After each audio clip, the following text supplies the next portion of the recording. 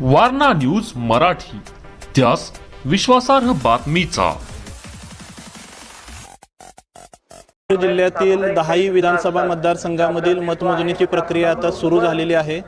सर्व ठिकाणच्या strong room open करून माननीय निवडणूक निरीक्षक, माननीय काउंटिंग ऑब्झर्व्हर 10 मतदारसंघासाठी आलेले आहेत। त्यांच्या उपस्थितीमध्ये उमेदवारांच्या प्रतिनिधींच्या उपस्थितीमध्ये स्ट्रॉंग रूम ओपन करून मतमोजणीची प्रक्रियेची सुरुवात आता होत आहे। मतमोजणी कर्मचारी उपस्थित झालेले आहेत। त्यांना सूचना देऊन बरोबर 8 वाजता पोस्टल बॅलेटची मतमोजणी सुरू होईल।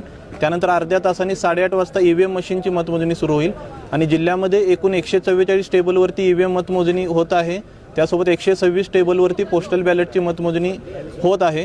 पूर्णपणे पारदर्शक पद्धतीने नियमानुसार आणि शांततेमध्ये मतमोजणीची प्रक्रिया जिल्ह्यामध्ये केली जाणार आहे आणि त्यासाठी आवश्यक ते आदेश सुद्धा जिल्हा प्रशासनाकडून काढण्यात आलेले आहेत।